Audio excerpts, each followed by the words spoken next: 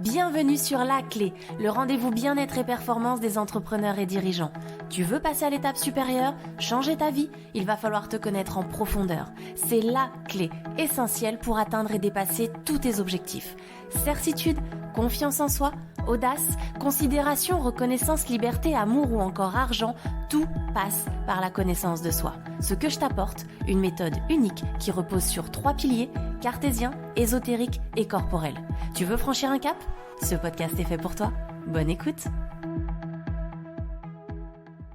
Bonjour et bienvenue sur ce nouvel épisode de La Clé. Aujourd'hui, je te parle bien-être et performance, un sujet ô combien important qu'il faut connaître pour atteindre tous ces objectifs. Alors, on va découper ça en 3 éléments, 3 piliers cruciaux à connaître. Du coup, le premier pilier, ce sera la partie mentale et dans un second temps, dans un autre podcast, nous parlerons du coup de la posture et enfin, nous parlerons de l'environnement. Donc pour démarrer sur cette partie mentale, comme je te le disais, on va parler notamment surcharge mentale. On en entend souvent parler et bien souvent, on le sait, mais on n'en tient pas forcément compte. Et pourtant, la surcharge mentale est quelque chose vraiment de très important si tu veux réussir à bien te connaître et si tu veux réussir à performer dans ta vie personnelle ou professionnelle. La surcharge mentale, il faut savoir qu'on parle d'abord de surcharge cognitive puisqu'en fait tu vas recevoir énormément d'informations. En règle générale, ton cerveau a beaucoup d'informations à traiter et du coup il est sollicité en permanence dans ton quotidien personnel et professionnel. Tu es sollicité par des publicités sur les réseaux sociaux, tu es sollicité sur des publicités à la télé par exemple, à la télévision, tu vas être sollicité en sortant de chez toi avec les panneaux publicitaires. Ton cerveau traite énormément d'informations au quotidien et si tu n'arrives pas à faire le distinguo, à faire le tri entre tes éléments du coup qui te sont propres et les éléments extérieurs, ça te crée un espèce de brouhaha au niveau de ton mental. Et c'est ce sur quoi il va falloir être vigilant. Du coup, je te parlais de sollicitation. Tous les chiffres que je vais te donner à présent sont basés sur une étude qui a été réalisée par Le Figaro.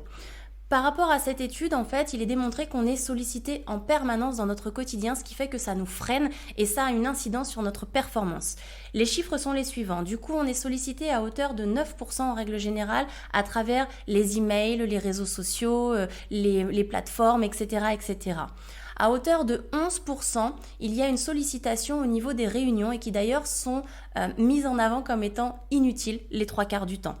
Troisième élément, on va avoir donc 11% également qui est consacré à toute la partie informatique. Il y a une perte de temps en règle générale avec des problématiques à résoudre, des ordinateurs qui ne fonctionnent pas, des ordinateurs qu'on n'arrive pas à démarrer, etc., etc. Ensuite, à hauteur de 14%, ce sont toutes les sollicitations qui viennent de l'extérieur et notamment de nos collègues. Donc ça aussi, c'est quelque chose qu'il faut prendre en compte. C'est le collègue qui vient finalement te voir, qui s'assied sur le coin du bureau et qui te prend ton énergie, qui te prend ton temps alors que tu ne l'avais pas envisagé. Donc ça, pareil, vigilance parce que ça te crée cette fameuse surcharge mentale. Et enfin, et nous on va s'attarder sur ce dernier point, c'est tout ce qui concerne la recherche d'informations à hauteur de 25%. Donc ce qui veut dire en fait que la recherche d'informations, c'est quelque chose qui te prend énormément de temps et qui te surcharge mentalement la plupart du temps. Pour pouvoir être plus précis en termes de chiffres et que tu comprennes bien du coup de quoi je parle, il faut savoir que donc d'après cette étude qui a été réalisée donc sur l'ensemble des services d'une société, donc ce qui signifie que là il s'agit uniquement de moyenne bien évidemment, ce qui sous-entend que certains services auront des chiffres beaucoup plus élevés que ce que je vais t'annoncer et d'autres auront des chiffres beaucoup plus faibles. Donc c'est important déjà de juste comprendre et de voir le ratio par rapport à ces différents éléments. Premier chiffre à prendre en compte, c'est 44 minutes par jour, c'est le temps que tu vas prendre à traiter tes mails. 74 minutes par jour, c'est le temps que tu vas prendre pour demander des informations. 106 minutes par jour, c'est le temps que tu vas prendre à rechercher des informations. Ce qui sous-entend finalement, en résumé par rapport à ça, que 3h44 par jour, donc 3h44 de ta journée, ce qui signifie presque la moitié d'une journée classique, j'ai envie de dire, de travail pour la majorité des personnes, 3h44 sont liées à ce panel autour de l'information. 3h44 par jour. Donc autant te dire qu'il est nécessaire, crucial d'être vigilant par rapport à ça et de mettre en place une certaine forme de stratégie pour pouvoir faire en sorte de récupérer cette charge mentale mais positivement. Un chiffre aussi qui me semble hyper intéressant et que moi j'aime beaucoup parce que je le trouve très parlant. Donc je vous mettrai les sources du coup dans le descriptif. Mais 15 933 €, c'est le coût annuel de la perte de temps au travail d'un salarié. Donc autant te dire que c'est vraiment pas neutre, cette notion de perte de temps, de surcharge mentale, elle a une incidence sur ta productivité et donc sur ta performance. C'est donc hyper important de rester vraiment vigilant, de rester attentif par rapport à tous ces éléments. Du coup, à présent, ce que j'avais envie de partager avec toi, c'est 5 éléments fondamentaux qui vont te permettre de pouvoir voir de quels moyens tu peux optimiser ta performance, de quels moyens tu peux devenir plus productif. Donc ces éléments sont des exemples, bien évidemment, à toi de voir si ça te parle et si finalement ça s'intègre dans ton quotidien personnel ou professionnel. 5 points fondamentaux, 5 solutions que je te partage aujourd'hui que moi j'affectionne particulièrement. Le premier point, la première solution, c'est d'arriver à se fixer une limite de temps. C'est hyper important du coup de savoir finalement où tu vas et d'avoir une deadline. Donc une deadline, c'est vraiment cette notion de, comme on dit, de date limite, une date butoir. Donc ça peut être une date, mais ça peut être aussi en termes d'heures, tout simplement, de se dire ok, ma tâche, je la fais en 10 minutes, 30 minutes, 1 heure, peu importe, mais tu sais où tu vas. Et ça conditionne en fait déjà dès le départ ton cerveau. Et donc en ce sens, le cerveau se met en marche plus rapidement et te permet de rester productif tout au long de ta tâche. Donc ça, c'est vraiment important de se fixer une limite de temps pour rester productif. Deuxième élément, c'est d'arriver à réaliser une tâche après l'autre. Puisqu'il a été démontré dans une étude notamment à Stanford que seulement 3% de la population est capable de réaliser plusieurs tâches en même temps en gardant le même niveau de concentration et la même productivité. Seulement 3% de la population. Ce qui signifie que techniquement, toi et moi, il y a peu de chances qu'on soit forcément dans ces 3%. En tout cas, il faut être vigilant par rapport à ça. Donc, il est important vraiment d'avoir cette notion de réalisation de tâches l'une derrière l'autre. Troisième élément important que je te propose, c'est d'arriver à se définir des priorités.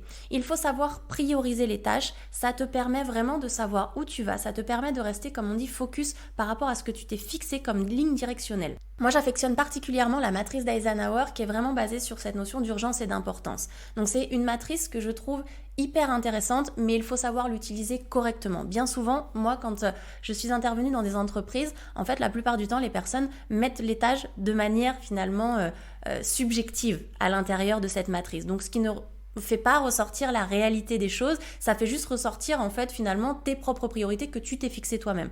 Donc en gros, tu n'as pas besoin de cette matrice pour le faire. Par contre, quand tu fais cette matrice, quand tu réalises cette matrice avec la notion de je pose mes tâches, mais d'une manière objective, eh bien ça te permet de rester vraiment concentré sur cette matrice et de pouvoir imbriquer les éléments d'une manière logique. C'est-à-dire pas la manière que tu t'es fixé toi, mais la manière en fait par laquelle il y a une certaine logique à adopter. Donc vraiment cette matrice d'Eisenhower, elle est super bien, mais pour le coup, il faut savoir l'utiliser de la meilleure manière qui soit, de la bonne façon. Ensuite, on va avoir en 4e point la notion de planification. C'est hyper important de savoir planifier les éléments dans ton quotidien. Si tu ne sais pas planifier, encore une fois, tu n'as pas de visibilité complète sur ce que tu dois faire et donc ça crée une surcharge mentale au niveau de ton cerveau. Donc moi, ce que je te conseille, il y a 2 éléments. Donc il y a des éléments un peu plus techniques que moi j'utilisais quand j'étais dans le projet, donc tout ce qui est diagramme de Gantt et rétro-planning par exemple. Et ce qui peut être intéressant aussi pour toi, c'est cette notion de to-do list. Donc cette to-do list, encore une fois, qui doit être utilisée de la bonne manière. C'est pas je liste 50 tâches sur mon carnet de notes, ça n'a aucun sens parce qu'en fait, ça te vide une partie de ta surcharge mentale parce que tu les écris, donc c'est déjà une bonne chose. Néanmoins, ça ne te donne pas un objectif clair et ça te recrée derrière de la surcharge mentale. Donc il est important par rapport à ça de réaliser finalement cette to-do list mais de la meilleure manière qui soit. C'est-à-dire qu'une to-do list correctement réalisée doit être faite en 3 colonnes. Première colonne, c'est maximum 3 tâches que tu dois réaliser dans ta journée. Donc 3 tâches maximum les plus importantes que tu dois réaliser au sein de la journée que tu as planifiée. Du coup, deuxième colonne, tu dois y inscrire maximum 5 tâches que tu dois réaliser dans ta semaine.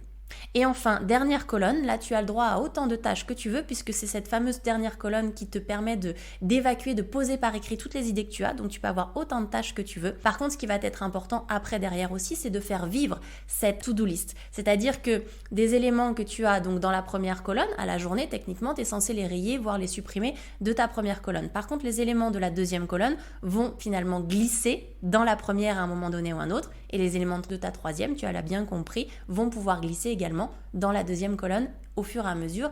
Ta to-do list doit être en mouvement, elle doit être en perpétuelle évolution et c'est là où ça commence à être intéressant en termes de performance. Et enfin du coup, donc dernier point, c'est savoir se fixer des objectifs. Mais quand je dis savoir se fixer des objectifs, c'est savoir se les fixer correctement. Donc bien souvent, pour se fixer des objectifs, tu as déjà généralement entendu la fameuse méthode SMART, S-M-A-R-T. Donc S-M-A-R-T, ça signifie spécifique, mesurable, atteignable, réaliste et temporel. Donc en gros, tu fais passer ton objectif dans 5 canaux pour vérifier que ton objectif est correctement défini. Ça, tu as plein d'informations partout, je ne vais pas revenir dessus. Par contre, moi, un deuxième outil qui me paraît, pour ma part, plus adapté, c'est ce que j'ai appelé l'entonnoir des objectifs. Donc l'entonnoir des objectifs, c'est tu vas partir de ton objectif principal.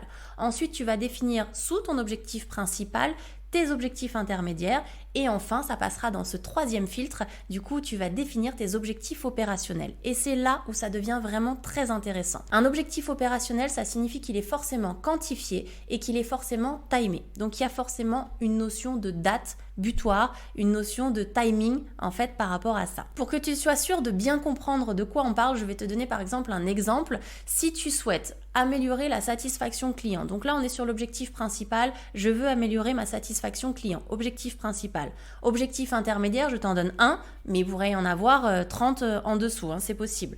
Donc du coup, ça pourrait être, je souhaite améliorer par exemple en objectif intermédiaire l'accueil téléphonique. Ok. Troisième objectif, où là je redescends encore d'un cran, donc j'arrive aux objectifs opérationnels, ce serait de me dire, je me fixe le fait de répondre à 100% des emails sous 48 heures. 100%, tu as bien la notion de quantitatif et sous 48 heures, tu as bien cette notion de timing. Donc tu vois, finalement, si on se dit simplement « je veux améliorer la satisfaction client », c'est beaucoup trop vague. Il faut arriver à cranter et à descendre jusqu'à l'objectif opérationnel qui est « je souhaite répondre à 100% des clients, à 100% des emails sous 48 heures ». Donc tu vois que là, par rapport à ça, forcément, il y a quelque chose de beaucoup plus précis qui te permet de savoir où tu vas et donc de t'enlever cette notion de surcharge mentale et donc de gagner en performance et en productivité. Tous ces éléments que je viens de te partager te permettent aussi de mieux te connaître. Ça permet de savoir, ok, aujourd'hui, finalement, qu'est-ce que je fais correctement dans mon quotidien? Est-ce que je sais fixer des objectifs correctement? Est-ce que je sais réaliser une to-do list correctement, etc., etc. Ça te permet, toi, de savoir quelles sont déjà les choses qui te conviennent et les choses que tu peux améliorer. Tout ça, ça permet de nourrir finalement ta connaissance de toi-même. Si cet épisode t'a plu, je te laisse aller découvrir les 2 autres où je te parle de bien-être et performance à travers ta posture et de bien-être et performance à travers ton environnement. Très bonne écoute, à très vite, ciao ciao. Si cet épisode te plaît, tu peux le partager en me taguant ou en lui laissant 5 étoiles sur Apple Podcast.